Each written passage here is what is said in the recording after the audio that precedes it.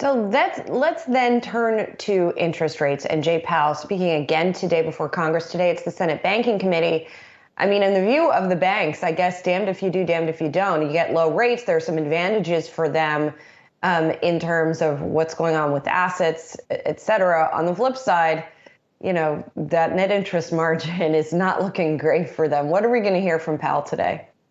Yeah, well, as you mentioned, this is Fed Chairman Jay Powell's second day of hearings on Capitol Hill. He testified to the House Financial Services Committee for about 3 hours yesterday. Now, today, he's going to have the same set of prepared remarks. He'll be appearing in front of the Senate Banking Committee, and he'll probably face a lot of the same questions. But of course, what's on the topic or what's on the heads of everyone's, I guess, things that they're paying attention to right now is inflation, inflation, inflation. And that's because of the CPI print, the PPI print that came in this week. And we need to take a listen to what the Federal Reserve says within the context of whether or not that changes their timeline for maybe tapering their asset purchases. They've been buying about $120 billion a month in treasuries and also agency mortgage-backed securities. But take a listen to what he told the House Financial Services Committee yesterday, specifically about what's going on with higher inflation rates.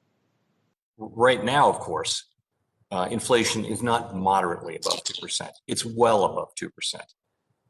It's nothing like moderately. So the question will be, and this will be a question for the committee, how to interpret the guidance. The question will be, where does this leave us in 6 months or so when inflation, as we expect, does move down? How will that part of the guidance work? And it will depend on the path of the economy. It really will. And that right there is the most detailed color that we've gotten from the Fed chairman since the Fed's last meeting. That was at the end of June. Keep in mind that there's another policy setting meeting coming up in just 2 weeks. But the Fed chairman saying that, yes, inflation is at levels that are certainly not moderately above their 2% target, which is what they hope to achieve. But ultimately, it's much higher than that. And that's no surprise when you have CPI year over year prints something close to 5.4%. Now, he said, interestingly, that the next 6 months is the way that he detailed it. The next 6 months will be very interesting and critical for determining whether or not that inflation is transitory or not. He didn't rule out the possibility that it could be more persistent than Fed officials think. But of course, he said his expectation is still for things like used car and truck prices to ultimately abate 6 months from now. Brian, something else that came up in the hearing, and, because, of course, this isn't just about Fed policy. It's about what lawmakers, their own initiatives. And something Jay Powell has talked about is income inequality, wealth inequality, broadly, however you want to say that. And he said something quite interesting, because there was a conversation kicked off. There's always a conversation. But over the weekend, I know you saw New York Times opinion piece about, the Fed is goosing inequality. And what we need, essentially, the prescription was higher interest rates help savers and would reduce inequality. I thought his answer on that front was interesting, if only because he actually came out and said the thing that so often, you hear in economic circles, which is high interest rates are in no way helpful to helping inequality.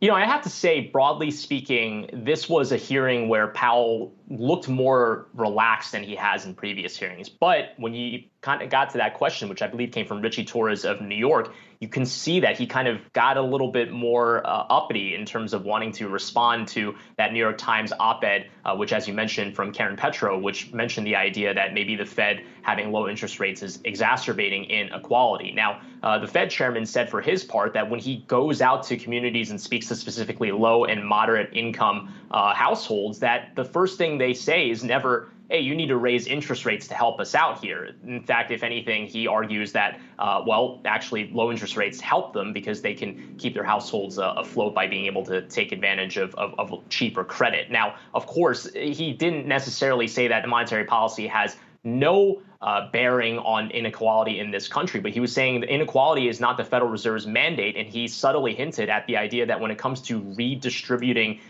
wealth, which the Federal Reserve can't do because it's a blunt policy tool, that's ultimately up to fiscal policymakers who he was talking to in testifying on Capitol Hill yesterday. So I think he's really trying to push the ball back into the court of Congress, and a kind of sobering reminder that it's not just monetary policy. It's not just Jay Powell that controls where the economy goes and steers the economy to where people want it to be. Ultimately, it's a two-partner dance between fiscal and monetary policy, and it takes two to tango. So if he's dancing, well, so does Congress as well.